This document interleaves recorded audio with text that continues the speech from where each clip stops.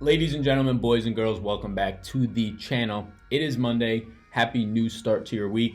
I hope your Mondays are off to a great start. We have a 9-game slate today. It's supposed to be, or at least I'm anticipating it to be, very messy, very weird. 9-game slate with pretty much a week left in the NBA season. You can imagine there's just going to be a lot of odd scoring, but we'll try and work through it as best as we can. The biggest injury list that we've probably ever had. His email always pops up. But I'll just say thank you. Thank you for being here. Welcome to the channel. My name is Sal if you are new here, and we cover daily fantasy sports. Right now we are covering the NBA with the MLB starting. We'll be covering it here and there throughout the week until the NBA comes to a close. NBA prize pools are back up. There's a $100,000 prize pool for the big tournament if you're somebody who likes the big GPPs. And then there's all the 50,000 and a couple other ones. So we went a couple of days without any real big prize pools, but they're all back now. It seems like everything's sorting to come back to normal since the MLB opening day, the big wave of that. So let's just start with the injury news, and I just have a couple, really just one favor to ask. If you follow me on Twitter, or if you don't yet, go ahead and follow me, but I have a pinned tweet, and this pinned tweet is just at a man named Chris Towers. He works for CBS Fantasy Sports. He posted like a week or two ago about a remote opportunity to be a fantasy editor for them. So I made a video just explaining why I'd be a good fit for the job. I also applied, but I made a video and just tagged him in it. It's pinned to my profile. If you can just take a second or two, if you feel obligated to, if I've ever helped you in fantasy, to just go like it, retweet it, or even if you could just comment, maybe say at Chris, that would be a good fit, whatever. We did this a few weeks back, but I kind of just want to push it a little bit more. There's no reason not to just be a little bit I guess pushy. I can't really think of the right word right now, just to try and get this job, because it would help a ton. This is the exact type of role I would love to go into after college, and not some corporate job that my degree goes towards. So I'd appreciate that a ton. If you want to get into Discord, link down below. We're all chatting in there about every single sport right now. Final Four coming up for the NCAA, baseball starting, golf on the weekends, NASCAR on the weekends, whatever it might be. And then also there's projections, as you can see above my head, link below on Patreon. So let's try and crash through these injuries as fast as we can. There's a lot that don't really impact much, but I listed as much as I could. We even have to scroll, I think, for Raul Neo down there. So just starting, and it's factored by team, I believe. So just starting with Brooklyn, they need to win. They got a big win against Boston because Boston sat their starters. Maybe they'll get lucky again, and Milwaukee will sit their starters yet again, or at least one or two of their guys between Bledsoe, Middleton, and Giannis. So Kyrgios is going to be out, or at least he's doubtful today. Allen Crabbe's already out, so you're going to get a bump in minutes for guys like Trevian Grant and Jared Dudley off the bench. They'll pick up some minutes. Joe Harris minutes will get a little more secure. Damari Carroll as well, maybe even RH Day, Hollis Jefferson. Not a ton there, though, to worry about. For Boston, Kyrie Irving and Horford sat out the last game against Brooklyn over the weekend. They're probable today, so keep an eye on that. Cody Zeller, there's no injury report out yet. I just have him as doubtful. He hasn't played. I'm pretty sure he's done for the year, so you could lean on out. All these Chicago guys remain out. Zach LaVine, Dunn, and Porter. What you're going to get there is this new guy starting, and Walt Lemon Jr. I don't really know much about him. Played one game, the last game. Played over 30 minutes, scored over 30 fantasy points. He's minimum priced. He's announced as the starter, and you can see right there I have him, Walt Lemon Jr., Lamont, whatever it is, however you pronounce it, and he's probable, and I have him just in there for reasons because he is starting. It's something to point out. You're also going to still get Shaq Harrison, whose price is up. You're going to get your Wayne Seldons, Ryan Arcidiacono, probably now in the lower 20s. Antonio Blakeney, he's going to be seeing a bigger hit with Walt Lamont Jr. in. He'll probably only be in the low 20s, if not even in the teens. I think I have him projected for 17 or 18 minutes. I have Walt projected for 30 right now, so keep an eye on that as the day goes on. Kevin Love I have in as questionable. I'm sure he's more towards probable. He sat out the last game for a shoulder soreness. I'd probably just rest. He's in a phenomenal spot today, just waiting on word to make sure that he is probable. Luka Doncic is questionable today against Philly. Look, if there's a narrative to be written, Trae Young hit another game winner the other day at the buzzer yesterday, and he is not anywhere near Luka Doncic in terms of Rookie of the Year in my book. He is the next in line, of course, but he is not the Rookie of the Year yet. But based on these buzzer beaters that he's hitting, based on the way that he's been playing, it's towards the end of the year. If you're going to be playing your best type of basketball, it's better to do it towards the end of the year. And he's outplaying Luka right now, at least on the offensive side. In terms of the flashiness, what stays in people's heads, Luka's still dropping triple doubles like half the nights he goes out there. So don't get that confused. He's just not knocking down game winners in overtime against the backups for Milwaukee's G League, right? But regardless, it's making it a little bit interesting because now if Luka plays, you have to imagine that he knows what Trae Young is doing right now. And even if he's not really closing the gap because Trae Young is pitiful on defense, at least it's in Luka's head. So that's a little bit of a narrative towards the end of the year that I assume if Luka plays, he'll be going full speed for it. Blake Griffin is out once again. Huge impact for Andre Drummond. Big impact for a guy like Thon Maker or McCurr. I have him in for 28 minutes. McCurr, I have Andre Drummond in for 37. Wesley Matthews is questionable, not a ton there. Derek Jones is questionable today. You'll get some bumps for James Johnson, maybe a little bit of Kelly Olynyk if Derek Jones can't go. Justice Winslow, Josh Richardson, and Rodney McGruder also for Miami all remain out. Goran Dragic I have projected for 36 minutes. He's played over that in the past two games with these guys out. Dion Waiters I have projected for 33. He's played over that, I believe, in the last two games with these guys out. Wade at 28. Those are the three guys that will be impacted. Eric Bledsoe, they just said that he'll be playing. Probable, nothing to worry about for Monday. He suited up yesterday, and I said, look, he's not starting. There's no way he's touching the court. He didn't touch the court. I hope he didn't play him. Chris Middleton was owned so much. I never play showdown slates, right? But yesterday I decided to play a showdown slate because everybody got ruled out for the Bucks, and it was pretty obvious that if you just put Trae Young, which everybody should have done in the captain spot, the highest owned guy, and then you can get everybody else in your lineup. I left $2,000 on the table. I picked Tim Frazier over DJ Wilson, Penn State guy, starting at point guard against the Hawks. It was just easy for me, leave $2,000 on the table. I finally knocked down a showdown slate. It wasn't the big tournament because I got in late, but I knocked down 2 or 3 smaller tournaments tied with 2 or 3 people. So it was nice based on the buy-in. But where I was going with that is Chris Middleton was like owned in like 28%. It was almost impossible not to cash if you just didn't start Chris Middleton and you played 5 viable guys. So that was interesting. That's maybe something to look into when news gets all wacky on these showdown slates late in the year. People aren't adjusting in time, especially at the lower stakes. I might have to play a little bit more there. We'll see. Tony Snell, no injury update on him yet. He's been out. He's questionable. If he's out, you're going to get big bumps for Sterling Brown, who just played absolutely fantastic yesterday, and Pat Connaughton, who continues to be playing well, not only shooting, but also getting in the paint and rebounding. Taj Gibson, doubtful. Big impact for Dario Saric. Anthony Tolliver. Luol Deng, out. No real impact there. Noah Vonleh, I have as doubtful. No update on him. Last week, they said that he'll be reevaluated in a week. It's been a week since then. I don't imagine he plays today. Luke Cornett came in, played actually really well. Have him in for, I believe, 28 minutes today. DeAndre Ayton is out. Joel Embiid is out as well. So same thing. Ben Simmons in a great spot. Tobias Harris in a great spot. Bump for Jimmy Butler. I don't want any real interest in any of the centers, although Jonah Bolden, I do have projected for, I believe, 26 minutes today, and then I have the rest of those 12 minutes at center split up between Boban and Amir. DeAndre Ayton is out, so I really like Rashawn Holmes today. One of my favorite plays on the slate. It's Walt Lamont above there. People want me to talk about my favorite plays more. It's early in the morning. I'll talk about guys that I love. So Walt Lamont, $3,000. Pretty easy to love him starting against the Knicks, who were dead last against the shooting guard, like we'll talk about. And then DeAndre Ayton with him out against Cleveland, which is just a little bit more improved now that Tristan Thompson's there. They're all healthy, but still, Rashawn Holmes is too cheap for a guy who's over a 1.1 fantasy point per minute guy. Dragon Bender gets a little bit of a bump. Josh Jackson is back. He came back last game. Tyler Johnson remains out. TJ Warren out. So pretty much all the shooters are out in this game still. Tyler Johnson's out. TJ Warren. Kelly Oubre's done for the year. Now you have DeAndre Ayton, the second most productive player on this team, out. So you're going to get a bump for Holmes. You're going to get a bump for Jackson even because there has to be production going somewhere. But you're going to get Devin Booker playing pretty much around 40 minutes. I think I have him at 38 or 39 today, and he's going to be the main guy. He might just attempt to go for 60 or 70 today. Wouldn't be surprised. Probably will end up being the highest scoring player on the slate, just based on the pure fact that he's going to play 7 to 8 more minutes than a Giannis, than a Karl Anthony Towns. So that's the guy who's impacted the most, in my opinion. Rashawn Holmes is probable with a migraine. Keep an eye on that, though. Kawhi Leonard, probable off the injury report. Keep an eye on that. You never know, that could change. OG, that actually does affect Pascal Siakam, Kyle Lowry to an extent. OG Anunoby, he is questionable. Don't really care too much. Derek Favors is out. Going to affect Jay Crowder. A little bit of effect on Rudy Gobert when he's running with him. And Raul Neto is questionable. Nothing major there. So loads of injury news. That was a laundry list and a half of injury news. Just make sure you try and keep up with it if you are playing today. The payouts are pretty much back to what they once were. There's going to be a lot of ways to gain edges here. This is going to be a slate where you can probably find enough value and enough very good value to get up to 2 studs in your lineup. Which 2 studs will you choose? Because there's a ton of them on this 9-game slate. Which ones will be playing the hardest? It's the last week of the year. I personally thought I would hate this. I hated it like 3 or 4 days ago when Christian Wood had his first blowout breakout game, and it just killed me.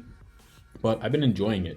I've been enjoying some of these late scratches, and I'm going to look more into these showdown slates when there's just smaller tournaments. I like it when there's like 100 to 200 or less people, and if 25 to 30 of them aren't going to check their lineup right before lock, and Chris Middleton or Eric Bledsoe are ruled out, and you're pretty much facing half the field at that point, that's great. I'm going to keep looking into that. So yeah, that makes a lot of sense. So let's move over to the target offense sheet. Blow this up. So I'm not going to spend a ton of time because that injury list was long, and I want to make sure that you guys actually watch this video, and girls, so it doesn't just look like a 50-minute video and everybody's like, we don't want to watch that. I don't know if I got all the back-to-backs. I got 3 of them in, good enough. But I believe actually New York's not on the back-to-back, are they? I don't think so. So let's look at this now. So the biggest or the fastest paced game on the slate by far is this Brooklyn-Milwaukee game. Going to be interesting. I imagine Milwaukee plays all their starters today. I don't really see a reason for them not to. Maybe just limiting Giannis. Obviously, they're locked in for the most part to that 1 seed. But Brooklyn is playing for their playoff hopes. They're going to be coming all out today. I imagine D'Angelo Russell will get his. I have him projected for 33 today. Dinwiddie for 29 in terms of minutes. I projected they're just going to get big minutes here. I wouldn't be shocked if D'Angelo Russell plays 35. These last few games, Brooklyn has to win a game or two to feel comfortable, and they're playing Milwaukee, I believe, twice. The 76ers again. The Pacers, Miami, so all playoff teams that they're currently having to play, they have to take advantage of any spots that they can. Milwaukee down a little bit of guys late in the year. They might rest somebody else. I expect this game to stay competitive, 3.5 point spread, as you can see. 228 over under, the highest on the slate. Both teams implied for some nice team totals above 112.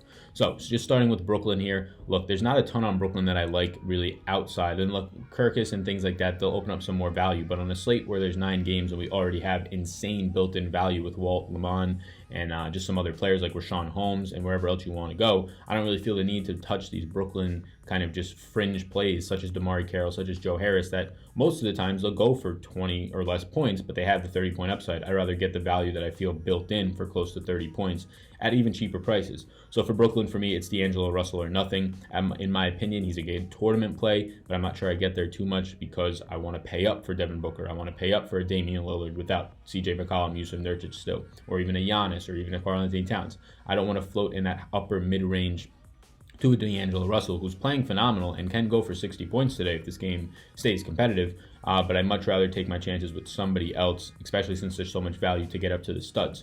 It's pretty much that simple. The game is very attractive, but I have to see who's in for Milwaukee. The Milwaukee side of the ball, it's the same thing. I like, because you target centers against Brooklyn, and it's in a little bit of a narrative. I like Brook Lopez here. I like Brook Lopez. I like Giannis. It's going to decide on who I want to spend up for. If Giannis is playing and he's a full goal, I love Giannis today, and I love Brook Lopez. Don't really want much of Chris Middleton. Don't really want much of Eric Bledsoe. The fringier type plays like a Pat Connaughton, like a Sterling Brown. If these guys start, if Brown starts for Brogdon today over Connaughton, whatever it is, they're interesting plays for sure. But again, the value on this slate is too good. It's a very rare situation where we have the best pace, best total game on the slate, and there's just not a lot of pieces that I want from it because in terms of this game, the pay-up options are Giannis and are D'Angelo Russell.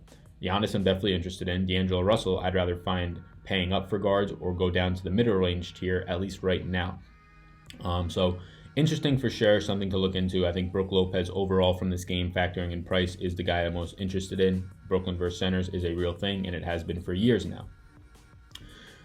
Let's hit on some other games. So this Phoenix-Cleveland game down here, there's a couple things I want to hit on. So the pace stinks, right? It's below 100. League average pace is 102, so 3 less than the league average. It is a pace-up spot for Cleveland, as it is for usually most of the times that they play. 3 extra possessions for them in this game. Pace-down spot for Phoenix. They're losing over 3 possessions in this game, but that really hasn't hurt Devin Booker at all. The man keeps going out there, averaging like 50 points a game over his last 3. He's shooting like 62%. He's shooting like 50% from 3. He's just been phenomenal. The game projects to stay close, 3-point spread, 220 total, which you'd like to see. So these teams are expected to actually score and be efficient. Phoenix's implied total, 111.15. That's pretty good for Phoenix, and that just speaks to how bad Cleveland is. You're going to get Devin Booker controlling the point a lot. D'Anthony Melton will be the starter there, but he's not going to be controlling the point. It will be Devin Booker. His usage will be over 50% with 8 and out now. It's pretty much Devin Booker, a little bit of Josh Jackson, and a tiny bit of Rashawn Holmes in terms of production in this game. Phoenix side of the ball, I right now don't have Devin Booker projected as the highest owned player, but I'm going to have to adjust his rates for DeAndre Ayton being off the court, and I could pretty much guarantee he will be projected for around 60 points for me. I already have him in at 39 minutes, and with that production, already his usage rate being 40+%. Without Ayton, I imagine it only goes up. It's going to be hard to ignore him. And then let's just factor in that he's going up against Colin Sexton, the worst defender against point guards in the entire league. Yes, the entire league. Even Trae Young is not worse than Colin Sexton. Colin Sexton will be out there for 35+ minutes, probably all of Devin Booker's minutes and more for Devin Booker. So I love this matchup for Booker. It's the late night hammer. It's just an incredible spot for him. And he's going to be probably super popular because you can afford him even at his 10-1 price tag. So Booker, I love here. Rashawn Holmes, I love. So for me, it goes in this order: Booker, Rashawn Holmes, and then a little bit of Josh Jackson if you want it. I love getting a lot of Rashawn Holmes here, especially if we get news that he does start at the 5. Even if Bender starts at the 5 for some reason, I'd be inclined to like Bender a little bit more. But still, Rashawn Holmes is a 1.15, I believe, fantasy point per minute guy. I'd rather take that even off the bench in 24 minutes at $4,100. Cleveland side of the ball, no real interest with Colin Sexton being 6,400. Now you get Seti at 59. I'm interested, though, in Kevin Love against Phoenix. You attack them with the bigs. Even Tristan Thompson, if he draws the start and his price is still a little bit cheap. But Kevin Love is a little too cheap for me. I love him here. He has the best matchup by a wide margin on this slate for the power forward position. Or if he even starts at the 5, he has the second best matchup only to Brook Lopez against Brooklyn. So love Kevin Love at his price point. I can't get him to not pop in my model right now. He is projecting right now for me around 47, 46 fantasy points. The guy's priced at, what is he priced at right now? Let's just go look at Kevin Love's price. Kevin Love, I think he's in the low 7s. Yeah, $7,300. I have him projected for 1.25 points per minute today. It's a pace-up spot for them. The matchup against, without even out Ayton, but the matchup just against Rashawn Holmes or Bender is incredible. Even if Ayton was in, it would be a good matchup. It's even better now. I can't get him to not pop. There he comes. He comes up there. I have him projected for right around 50 fantasy points today, which at his price point is actually phenomenal. So those are those two games. Those are the ones that there's a lot of talking points on. Let's talk about Chicago. Let's talk about New York. One of the ugliest games you'll see on the season. New York's been featured in a lot of those, right? They played the Lakers the one weekend, and that was an absolutely disgusting looking game. Just in terms of them being both so dysfunctional. New York, nothing really. So actually, let me walk that back. There's a good amount that stands out on New York. Mitchell Robinson, if he starts again, I have him projected for a shade under 40 fantasy points. He's just been phenomenal. And who is going to stop him? Robin Lopez? No. And then there's nobody else there. He's averaging 4.5 blocks a game over 36. That's actually incredible if you think about that. That's an average. That means if he goes above his average, he's going to be scoring 6 or 7. Putting up that many blocks is crazy. His game overall in real life is just disgusting. Emmanuel Mudiay, they're limiting Dennis Smith Jr. to around 20 minutes. They're giving Kadeem Allen more minutes, so keep an eye on that. But Mudiay is still getting his upper or low to mid 30s. Mudiay at 6,100 makes some sense here against just a bunch of backups in Chicago. Kadeem Allen off the bench makes for a nice value if you want a tournament pivot off of some of the chalkier guys, especially on the Chicago side. And then Mitchell Robinson, Luke Cornett. So there's a lot of guys here in terms of value that are interesting to me. We'll have to dive deeper into it. The total, the pace is disgusting. Game should stay close, though. Chicago side of the ball, it's just wait. Walt Lamont, he's $3,000. Don't overthink it. He's going to play 30 minutes, or he at least should. Seems to be a productive player. One game sample in the NBA is pretty tough to go off of, but again, he's $3,000 starting against the Knicks, who are dead last in the league against this small shooting guard position, and that's where imagine where he starts. So it's just Lamont Jr. for me on the Chicago side. On the New York side, if I had to rank the order, it would be Mitchell Robinson, Luke Cornett, Emmanuel Mudiay, Kadeem Allen. Kadeem Allen is a decent or a very nice, I would say, GPP pivot because there's a very good chance that he sees 25 to 28 minutes or 28, 30 minutes today, and he's been productive when he gets those opportunities. Any other games that I want to hit on? I'll talk about just Philadelphia on a high level against Dallas. If this game, 7-point spread, 222 total, right around league average in pace. Tons of awful games in terms of pace. You have that Milwaukee-Brooklyn game with 106 pace. And then besides that, you have pretty much no games above the league average in pace. You have a couple of 202s, which is right on league average. So a lot of ugly basketball being played today, not only in terms of the players in these rotations and the minutes and it being all wacky, but actually the pace. It's being slow. This is not like we've seen all year long. So not great. Just a ton of matchups that stink.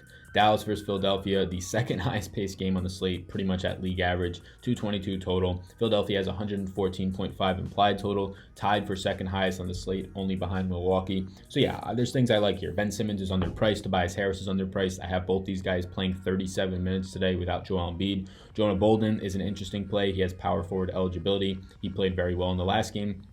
I believe he gets 25, 26 minutes today.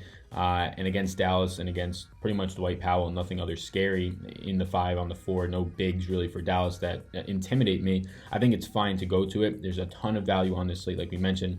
Dallas side of the ball, it's really Luka. If Luka's in, I like him. If he's out, I like Trey Burke. It's that simple. If Luka's in, I like him a good amount in terms of GPPs. If you can come down to that higher mid-range and get a Luka and get a D'Angelo Russell or just a couple of other guys and kind of go away from the chalkier guys that will be Devin Booker. Even if you can just land on Damian Lillard for pretty much the same price as Booker right around there, you're just going to get a ton of leverage. This slate is going to be Devin Booker's slate. Even on a 9-game slate, I figure he comes in at 25+% ownership, which is a lot, and he very well deserves it.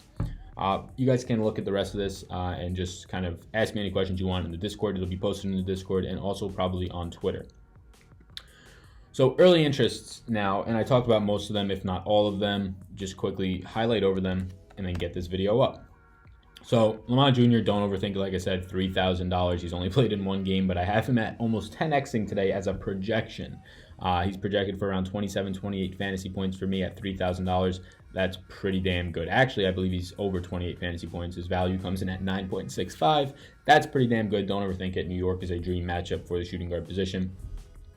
Rashawn Holmes, $4,500. I thought he was $41, but $4,500 still fine for me against Cleveland, the worst defensive team in the entire league. No DeAndre Ayton. Rashawn Holmes, I have him projected for 28 minutes today. If he sees at or around that, I believe he's a great play. Kevin Love on the opposite side at $7,300. I have him projected for 30 minutes today. That gives him a 6.31 value. Haven't projected. I just can't get away from Kevin Love today. He's projected for over 45 fantasy points for me at 7.3. Yeah, it's going to be hard to get away from if he plays. Luke Cornett, another nice value option at $4,100. Going up against Chicago, no real bigs there that scare me. Cornett projected for, I believe, 28 minutes as well. Thon Maker, we didn't talk about Thon Maker, actually. It's pronounced. $3,800, no Blake Griffin. I have him in for 27 or 28 minutes today. And he's a great play. The slowest pace game on the slate. Should be a defensive battle against Indy, so I don't really love that. But $3,800, it's hard for him not to get there if he's starting at the 4. He's a nice play. Look, you can play Lamont Jr. and you could play Thon Maker, and you have 2 guys in the 3K range that have very, very viable 10x value in terms of Walt Jr. or Walt Lamont going for 30 and Thon Maker going for 35 to 40. That's very much in their arsenal tonight. A decent amount of the time, actually, since they're going to be getting the minutes. And probably both getting the start.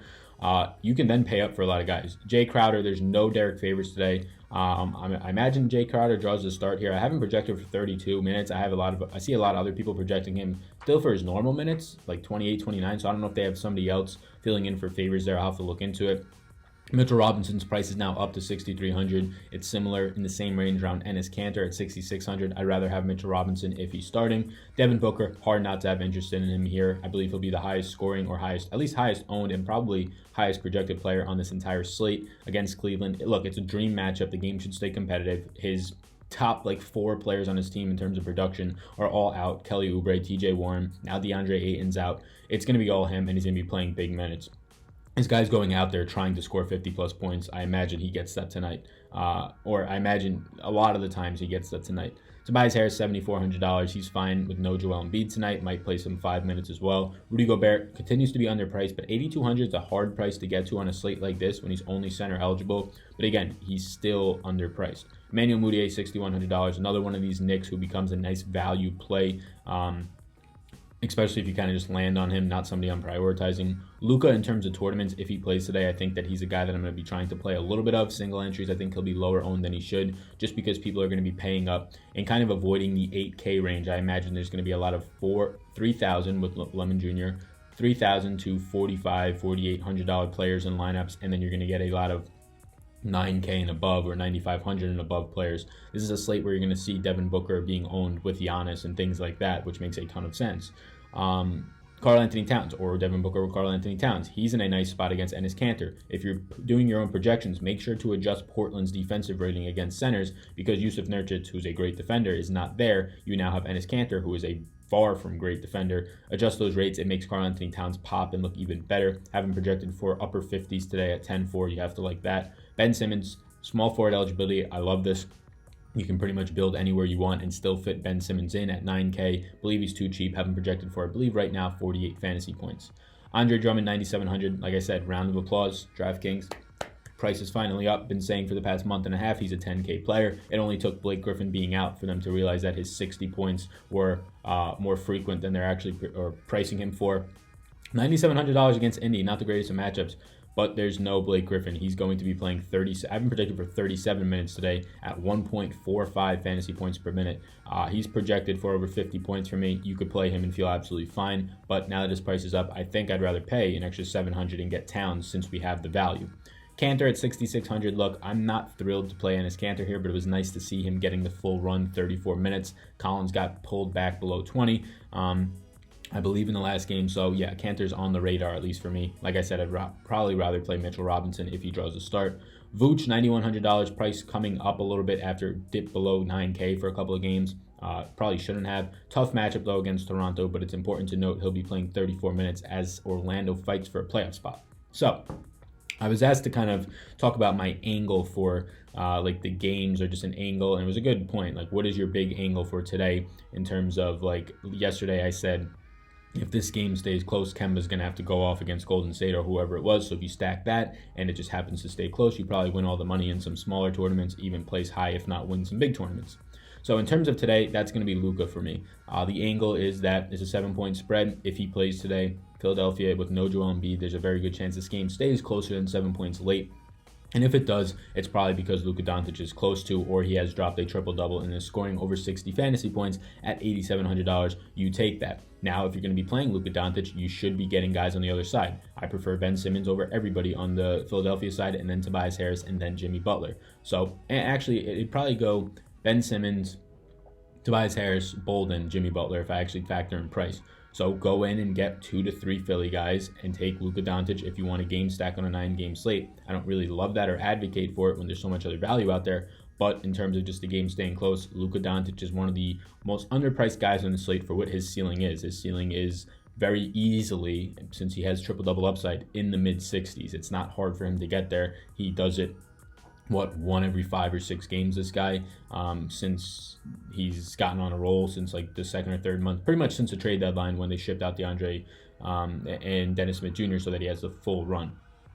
So that's my angle for today in terms of the plays that I love. Don't overthink Lamont Jr. He's a great play. Rashawn Holmes is a great play. If Thon McCurr starts, is a great play. Kevin Love's a great play. Those are the top guys that I'm really interested in outside of also Ben Simmons and Devin Booker. So those are like the top guys early on that I'm looking at. Excited for this slate. Lots of juicy and fun plays. Should be a high scoring slate since you could fit in a lot of people. So yeah, that is it. I would greatly appreciate it if you're still here, like the video, and if you can go over to my Twitter. Again, just heart it right here. Retweet it if you would like. Again, if you don't want it on your page, you don't have to. And then if you could just click on it and just say like, hey, but this is right here. Sal would be a great fit, or hey, give him a shot. Whatever it might be, greatly appreciate it. Being able to be a fantasy editor for CBS Sports, big company, and work remotely from home after college in a few months would be absolutely incredible. And it would let me also continue to make these videos and just do what I really love to do. So I'd greatly appreciate that. My name's Sal. Best of luck, everybody. Get in the Discord and chat with me. Peace out.